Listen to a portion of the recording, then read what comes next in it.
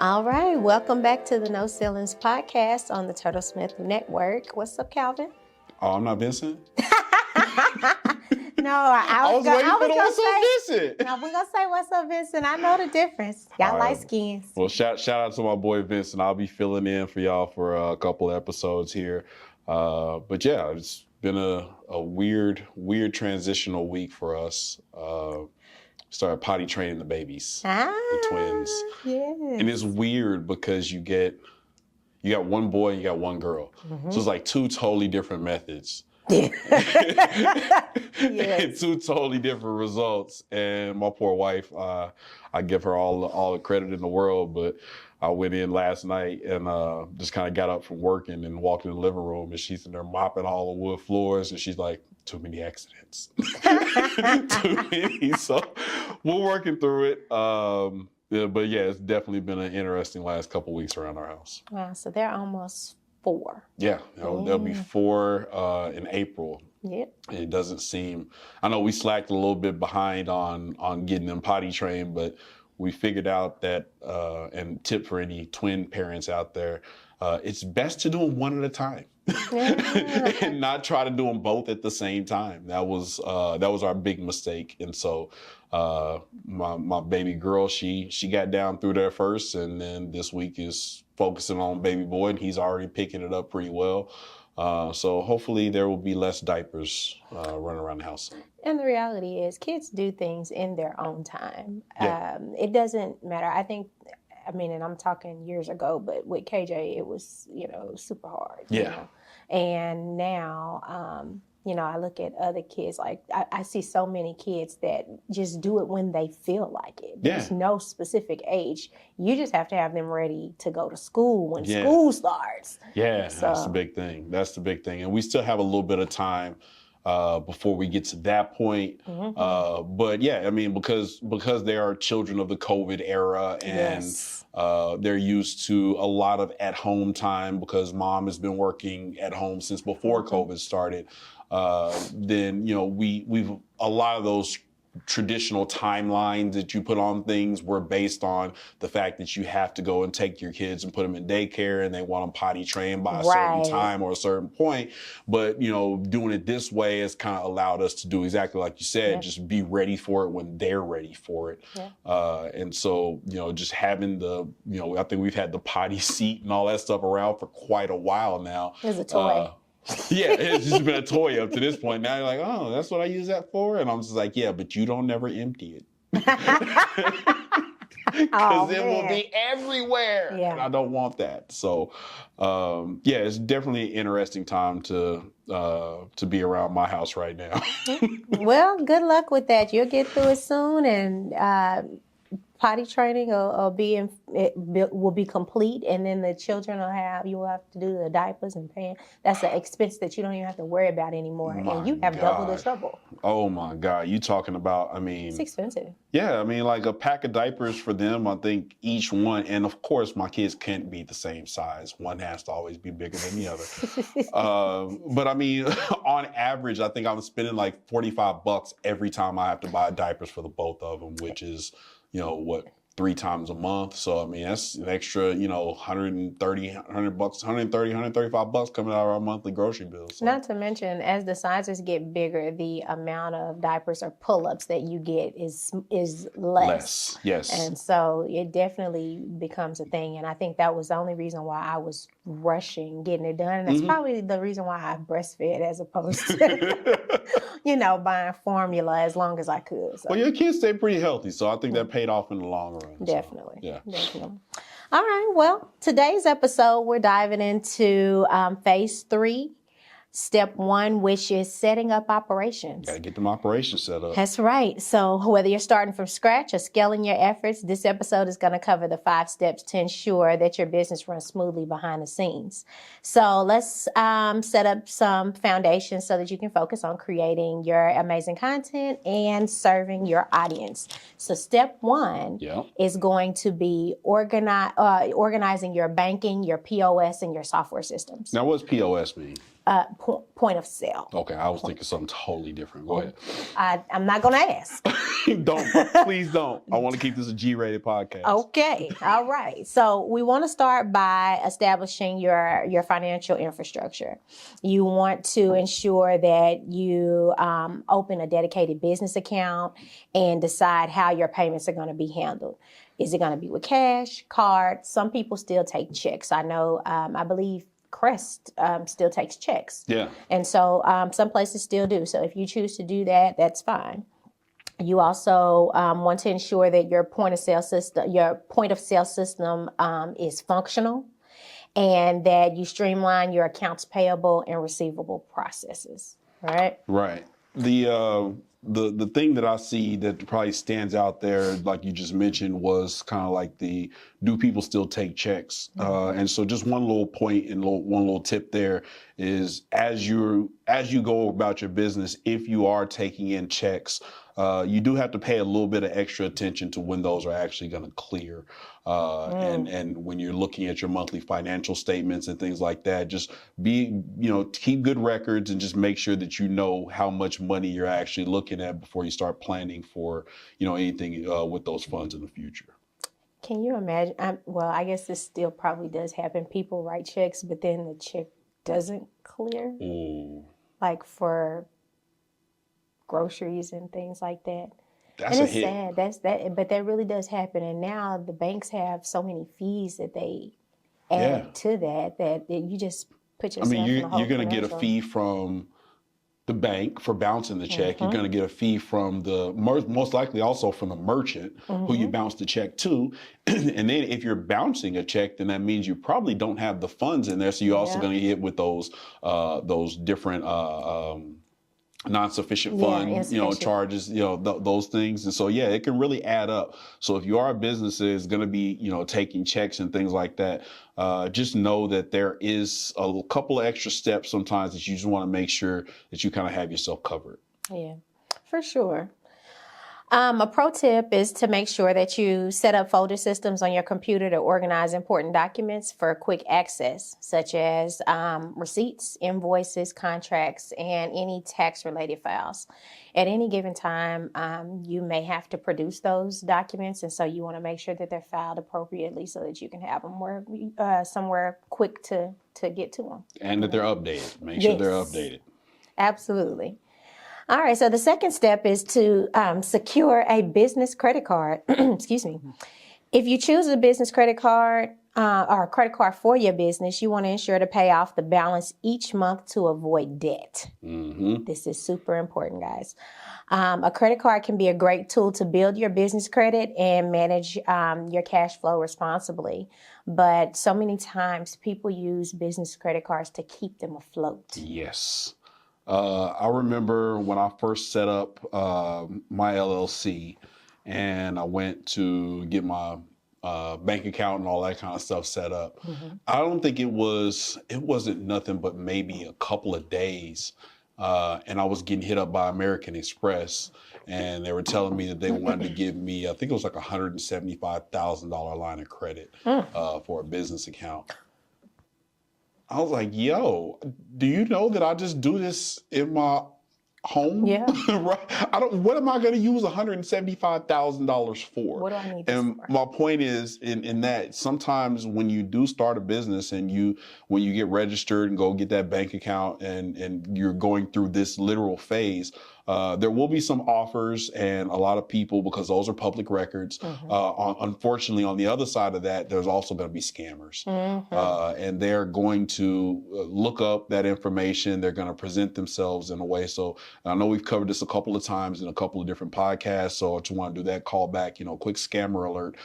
Make sure that when you are setting this up, that information is going to go out to the public sphere. And so just make sure that when you start seeing stuff pop up on the back end that you're not falling victim to any scams. For sure. Yeah. All right. So those are kind of the first couple of things that you want to make sure that you tackle when you're setting up operations. The third thing that we definitely want to do, and a lot of people, it's optional, but I think it's important, is to create a dedicated workspace. Yeah. Your designated quiet area you want to have so that you can do any paperwork that you need to, that it's a distraction-free area where you can focus on like operational tasks, whether it's an office or just like a cozy nook in your house. Just having a consistent spot is going to help you stay organized and productive. So I feel like that's really important. And when I think about that, I think about restaurants. Yeah. Restaurants don't really have that option.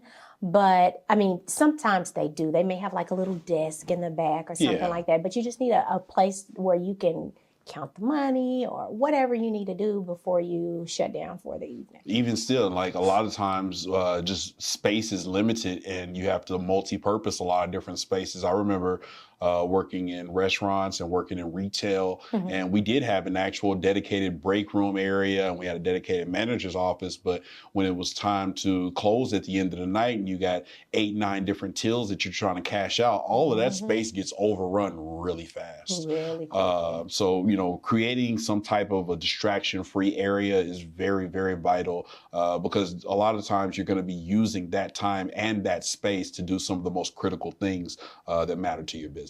Yep, I agree. And then if you have somebody, I think in my opinion, if you don't have anybody and it's just you right now, you're only thinking about yourself and you're like, well, I can do that at home. But think futuristically. If you are looking to hire somebody to handle your day-to-day operations, you want them to have that space so that they can be able to make sure that they get the things that you need done in a distraction-free area, just like you would like to have. And also, I mean, a lot of people don't realize office space, relatively speaking, is not very expensive. Nope. A lot of times you will find that for your type of business, if you just need a small space to kind of hold records, maybe meet with a client or two, you know, and things like that, and just like you said, have a nice, quiet, dedicated space, you can often find those things for, you know, depending on your local area and depending on the area, for less than $1,000 a month. Absolutely. Easily less than $1,000 a month. And it all depends on what you're looking for. But yes, there is the option. If home is not an option, like for me, there's only certain times I can get away with working at home. You know, if the kids are on one that day, then nothing's happening. And if I'm got a deadline that I've got to meet, then now dad's not happy. And if dad's not happy, then mom's not happy. And the whole thing just falls apart. So sometimes you do just need somewhere you can go, even if it's for a few hours or a couple of days out of the month, it may be worth it to pay $300-400 for just a quick little office space. Put a desk in there, a coat rack, maybe a little mini fridge, and you're good to go. Yep. Or I just thought about this. Those workspaces, you know. Oh, yeah. They have those co-worker, WeWork. Yeah, those type spaces, those shared workspaces. Yes. Matter of fact, I just saw one of those pop up the other day right around the corner from where I used to live. And it was during a time that we were doing a lot of freelance stuff. And if I would have known that space was there, oh my God, that would have served me so well. Just to know that there was a space literally within walking distance of my house that I could have just gone into, you know, taking my laptop, you know, and being able to just sit down and really pound out some work. And they like monthly subscriptions for those, like month-to-month contracts. And oftentimes multiple locations. And so there was one that I used to, when I was living in Oregon, that depending on what side of town you were on, you could go to a different facility or an affiliated facility with that company. It wasn't even the same company name, but because you were a part of this company, you were able to go utilize those facilities. And each facility had different purposes. There was one that was just all office space. There was one that had commercial kitchens. There was one that had I think they even had one for a brewery.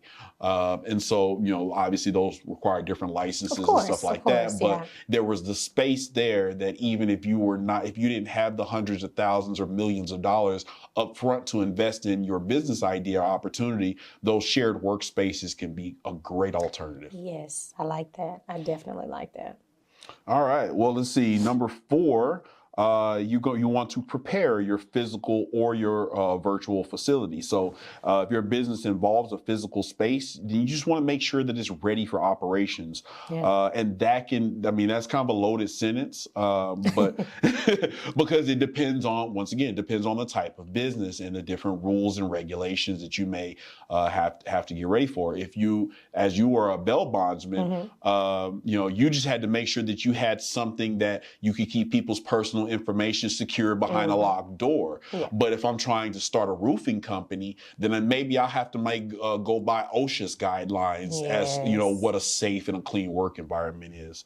But if not, then you can focus on your virtual presence. Ensure that your website, email systems, and any of your other customer communication platforms are running smoothly. That also includes your social media and things like that as well. When we're talking about just making sure that it's clean and open and ready for business, we mean that in all avenues. And you can really put a good foot out there that'll be good for, you know, establishing your brand in a positive light from the jump. Right. And then behind that, kind of rolling into that, is customer perception. What will your customers see? John is excellent at this.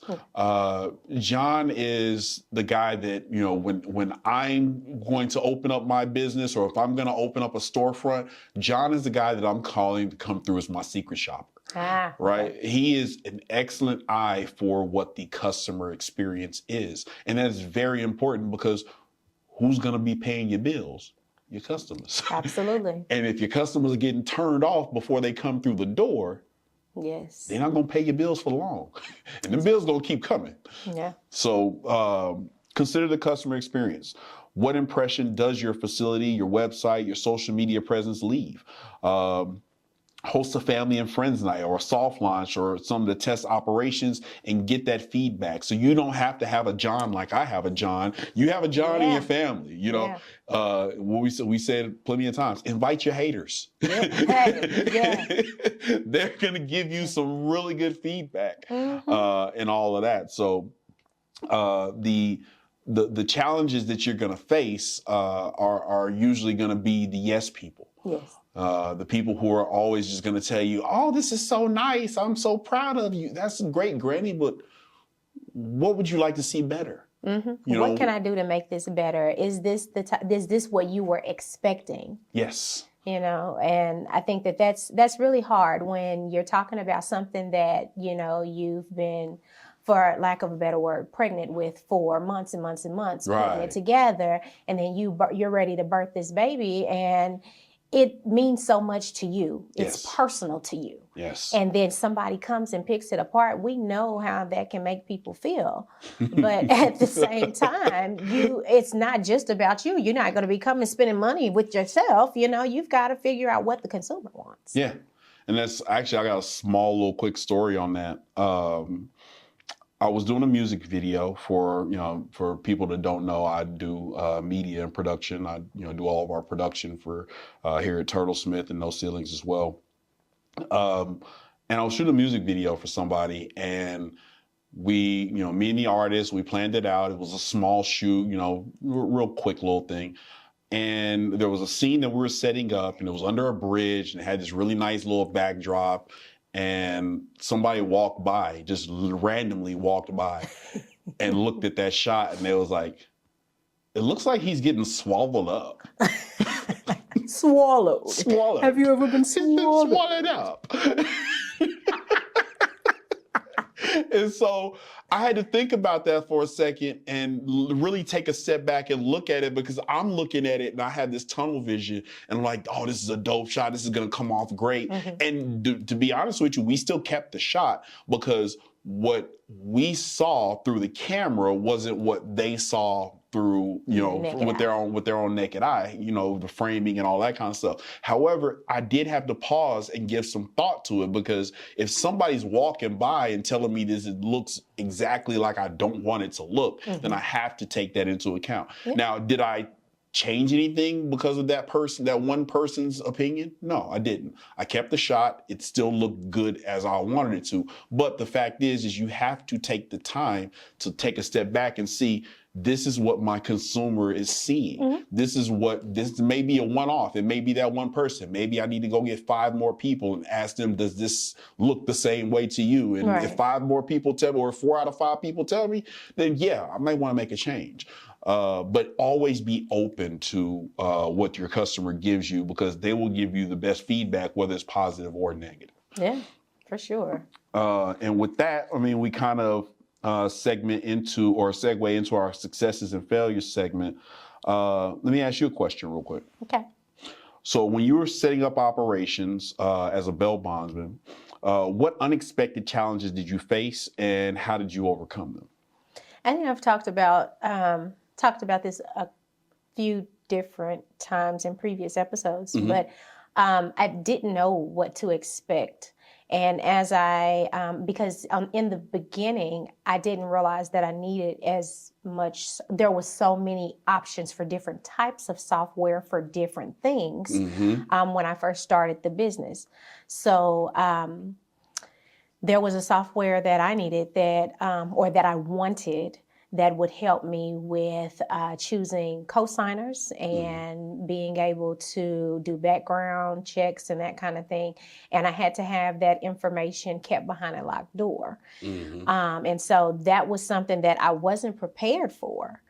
And I did have to, by the time I was ready to explore that option, when I was also looking for a new space, a larger space where I could have multiple bail bondsmen working in the office as well as an office manager and that kind of thing. Yeah. And so when I was looking for that space, the knowing that I had to have everything behind a locked door, I was able to plan for that when looking for the new space.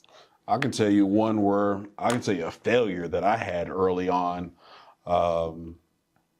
We used to do a lot of concert photography, and I could go down the whole list of all these artists that I've shot, in different places and different concerts. But one of the ones that sticks out to me the most was we did rapper Nipsey Hussle, right up in Tulsa. I want to say and I'm gonna mess the name of this place up. I think it was Emporium or Emporio, something like that. It was a little venue up in Tulsa. Okay. And at this time, we were just shooting by the seat of our pants. We were a group of young photographers, and we were just kind of out here. We were just worried about getting to the money and getting to the opportunity. And we didn't do too much on the front side or on the back side of keeping ourselves organized and just kind of knowing, what to expect. And so it turned out okay, but at that time we weren't doing call sheets. And anytime you show up on a set or for a job, you need to have a call sheet that's going to be telling you what time you need to be there, what you need to bring, what's going to be going on that time. And so for a concert, you don't think very much to do one, but that particular concert, I didn't realize until, right before it was time to go. They was like, oh, you're supposed to be in the tunnel and, you're supposed to follow Nipsey up to the stage and this, that, and the other. And I'm sitting up here looking at myself and I'm like, I don't have none of the right equipment for that. I'm not dressed like a rapper tonight. So you want me to be on stage the whole time just sticking out like this little sore thumb? Like just a little bit of pre-organization there would have just helped me. Because, you typically want to be dressed in all black, so you kind of blend into the background. You don't want to take away from any of the scene while you're there doing your work. And it rained that night. And so now I'm standing out behind this back door trying to wait on Nipsey and them to get out the car. They're having an argument with the people over the money or something like that. And so it turned out and worked in my favor because they eventually told me, hey, hop in the car. So I got to sit in the car with him and Black Sam for a minute. Oh, cool. And, was listening to kind of how they was giving them the runaround. They wasn't really mad about the money. They was just mad over the principle. Yeah. But for that night, from that night going forward, I made sure that I don't care if I was just showing up to shoot a family barbecue. Yes. Everything, every job, every time, I had all the resources lined up for myself. And even if it was just me doing it, because you can give me the notes on Tuesday, the events on Friday, and I'm going to forget everything by Thursday. Yeah. And so that's good. That's a really good example. To be able to something to me, that's something that's really big. That was something that was really big, and you had a learning lesson out of that. Yeah. And so now moving forward, and I bet you'll never forget it. No, never. Never forget it moving forward. Never. So. And to be with a person who's, regarded in the way that he's regarded now, Absolutely. After it's a good way to have just something that somebody taught you, even if they didn't know they taught you. Yep. And so that was a really cool experience. So a failure that turned into a lifelong success. Yep. He's always teaching lessons in some way, shape, or form. One way or another. Neighborhood. All right. Well, I think that we are cleared to move right into our action items. So All right. let's just talk about the 5 things that we kind of learned today. So today our takeaways are going to be to ensure that you open a dedicated business bank account and organize your financial tools in your software. You want to set up a system to manage your files and documents for easy access. You want to decide on your workspace, whether it be your home office or elsewhere, and make it productivity friendly. Then you want to test your customer-facing systems and get feedback from a soft launch, which is always really, really good. And as Calvin stated, make sure that you invite your family and your haters. Yep. And them haters out there. Hey, they gonna hate. They gonna hate. And then establish routines to monitor your operations and regularly and tweak them as necessary. I say you want to monitor your operations for at least the first several months. Monitor weekly. Yes. Weekly, and just assess what it's looking like. Because of course, when you first open up, if it's a big thing, you're going to get a lot of people, but at some point that may taper off a little bit. Yeah. So you want to figure out at what point did you just become a little bit more stable. Yeah. And this is what, especially in the restaurant business, like this is about how many customers we get per week. Yep. This determines what we need to purchase and buy and that kind of thing. Yep. All the information that you're gathering now is going to facilitate how your operations continue to run at a successful rate. And the people who are successful at this will take all of these little lessons and formulate and continue to formulate their, how their business runs. One of the best phrases that I've ever heard in life, and it can be applied to your personal life or it can be applied to your business or anything. Don't be afraid to change your direction or change your mind when and if new information becomes available. Yes. And every single day as a business owner, every customer that comes in, every transaction that you have, that is new information. It is telling you, even if it's the same as it was yesterday, it's telling you that the market is the same today as it was yesterday. Yeah. If it changes tomorrow, then it could be telling you that there's a trend coming along and you may want to pay attention to that. All of these things are new information and you should not take them for granted. There's a lot of meat on the bone that we could really hash into here. But like I said, that will take us down so many different avenues because this will change based upon your business. So kind of a callback is go back to some of our older episodes. Take a look at that elevator pitch again. Take a look at some of these things, because by the time we get to this point, we should be just about having doors open on your business. But that does not mean that it's too late now to go back and reformulate some things because you gained new information in this process. 100%. Or your industry has changed. Yeah. That's big too, depending on the type of industry that you're in. These industries change like people change straws. Notice for real. Man, hey, the people out there who play the stock market will tell you that is 100% truth. Yes. People live, they gain and lose fortunes every day on a moment's notice. Absolutely. Because industries and times can change just like that. So staying on top of these things, making sure that you solidify, you keep reworking, keep working your plan, and stay true to, the information that you're gathering, you should have no problems. Absolutely. So, but I think that's it for today's episode on setting up operations. Just remember that strong operations are going to be the backbone for your business. If you found any of this helpful, please leave a review or share it with somebody who could use a little guidance in their business journey.